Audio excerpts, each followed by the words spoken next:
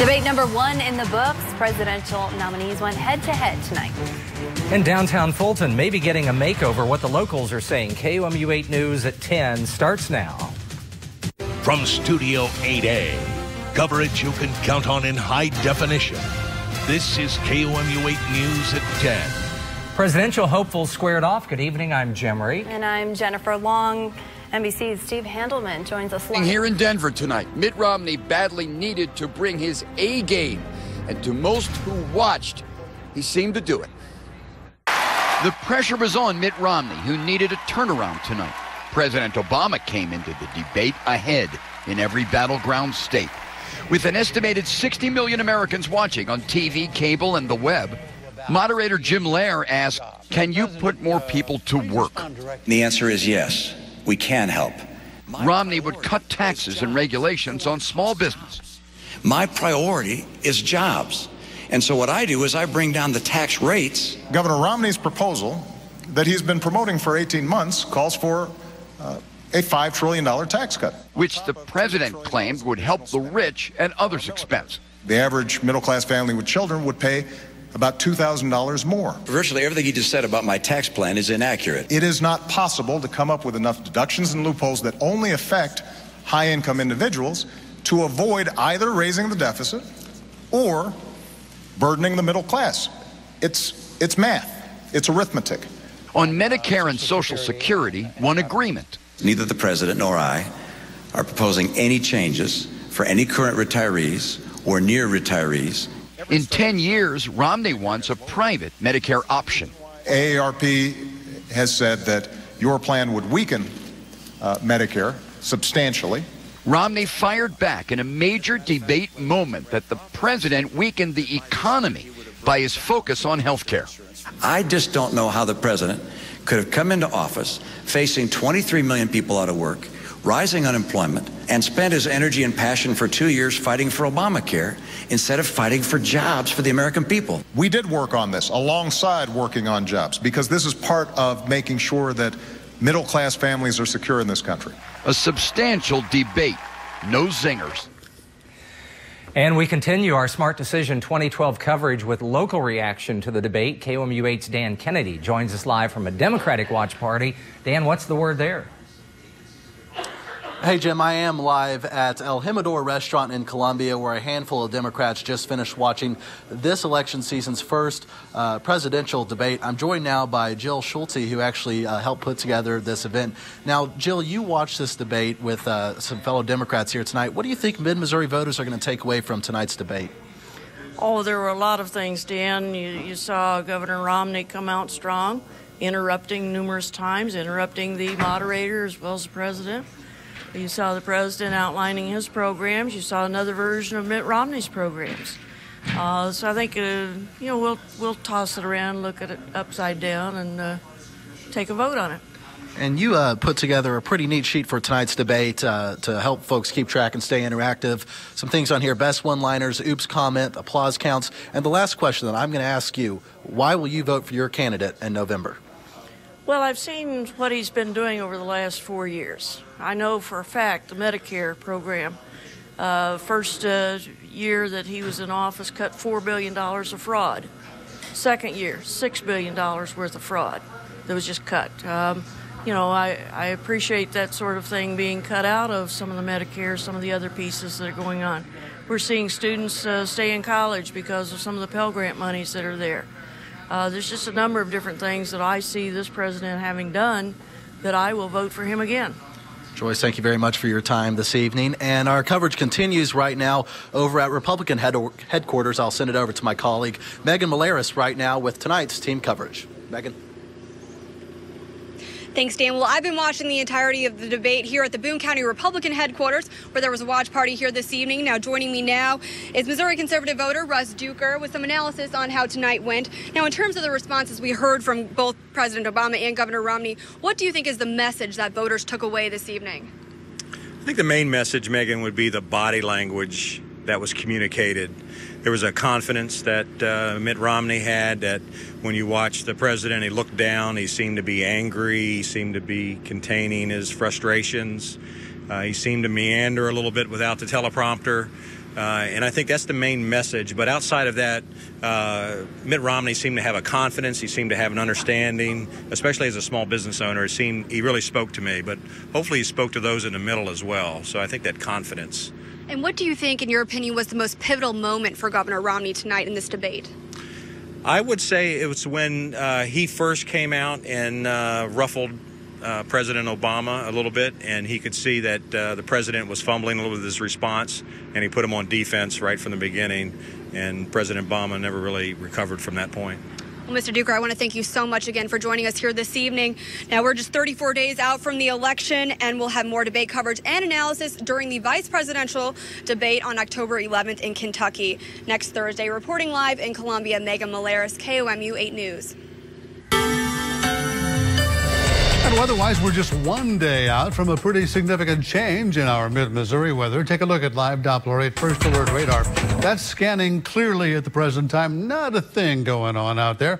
And our temperatures remain not too bad. We're at 59 in Columbia, 62 at Jefferson City. Moberly has 59, the lake at 61. Over the next 12 hours, you get an idea of what's going to be happening. We'll probably bottom out tomorrow morning at about 54 degrees, and tomorrow afternoon's high will likely come early, just ahead of that cold front. More on the forecast coming up on KOMU 8 News at 10. All right. Thanks, Dave. Okay. Today, a judge gave Hostess Brands permission to enforce a labor deal that union workers overwhelmingly voted against. This means nearly 80 workers at the Hostess Bakery in Boonville must decide between two options: take a large pay cut, which only 7 workers agreed to, or strike. Hostess says the labor deal is the only way to keep from going out of business. The bakery union is Hostess's second largest union. More than 90% of its members rejected the labor contract last month.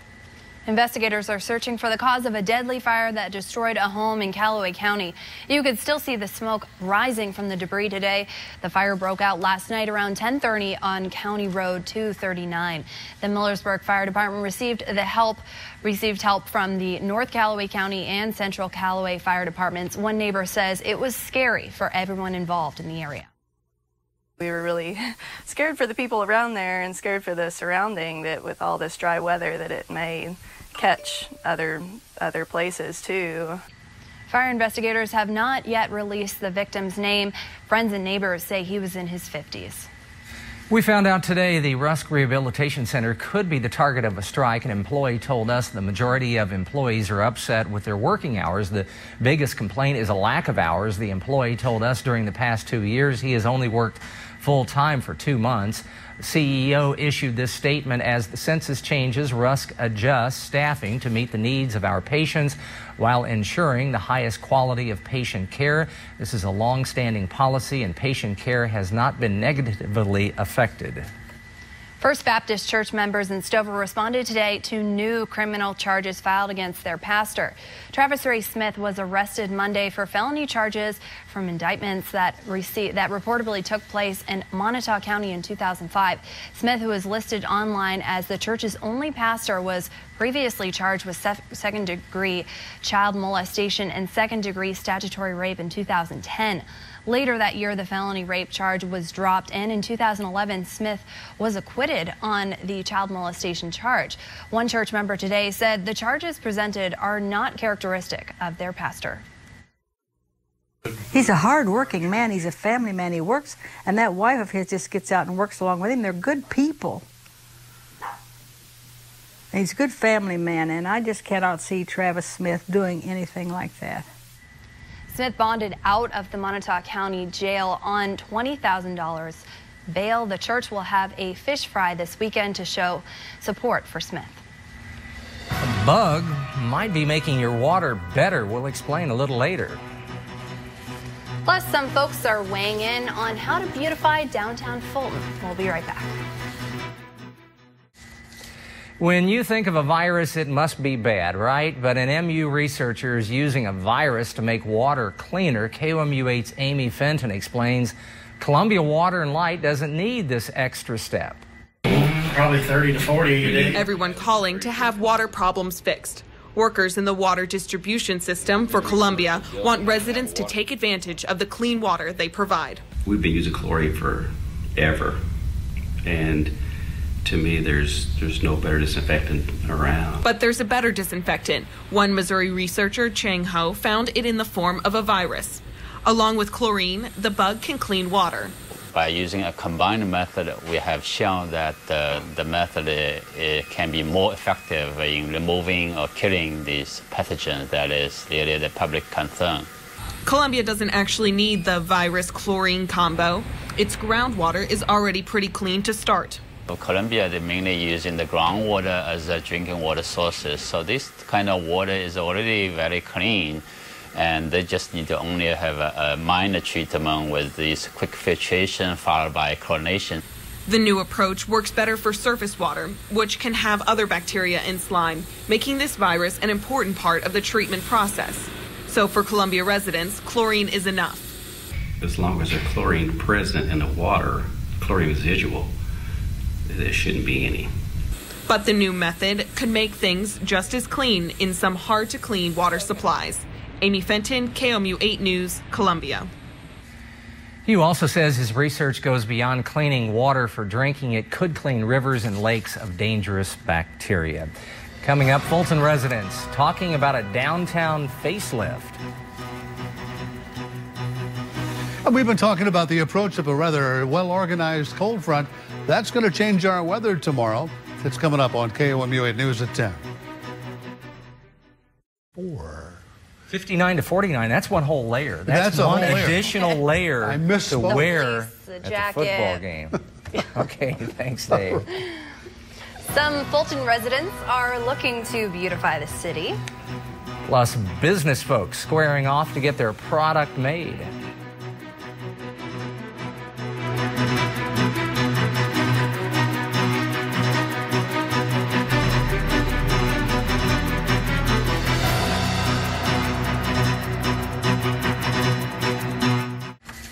Fulton community members are looking at ways to revitalize the downtown brick district. The plan comes from the DREAM initiative, which focuses on downtown renovations. Streetscaping was an issue discussed at tonight's first strategy meeting. A Downtown Jefferson City Association member gave tips on attracting more visitors and talking about the issues that business folks might face. Passionate entrepreneurs are sharing their innovative business ideas in Columbia. KOMU 8's Mong Chi-Shu tells us how people use their wisdom to build web-based applications for other product types only over a weekend. We're dedicated to improving patient care. These participants are doing final presentations in front of judges and other audience. 125 people gathered here for the weekend to work on their business ideas in 19 teams, but only 3 teams can win. Participants spent 54 hours taking advantage of the event. We have some of the area's greatest resources around here, with just general business strategy, with marketing, with the financial side of things, and a lot on the technical side. Also trying to make their dreaming ideas come true. It was a big deal because by the end of the weekend we had a functional prototype, and it was enough that we had a few people interested in what we were doing, and it enabled us to kickstart our business just that much more quickly. The judges looked at customer validation, business model, and execution. Teams also needed to answer questions from 5 judges. Are you adding to the first ramp to the end? Finally, the first prize team was co-founder Jamie Kanai says his product makes it easy for users to raise money. It's a tool set to help people organize and put on running events for causes that they deem worthy. The team received $2,000 it can use for the business. Mong Chi-Shu, KOMU 8 News, Columbia. Mizzou football returns home, and Sheldon Richardson returns to Media Day. He broke his silence. Sports is next. Recapping the weather, it's going to be an interesting day tomorrow. I think we'll have an early high temperature at 72, probably around midday. Then temperatures will fall back into the 60s for the remainder of the afternoon. Cooler over the weekend. Once again, you can go to KOMU.com 24/7 for the latest news, weather, and sports. And if you're a Cardinal fan, by golly, Cardinals are back in the playoffs, aren't they? By the skin of their teeth. They got 11 and 11. Let's see if they can get 12 and 12. Good night.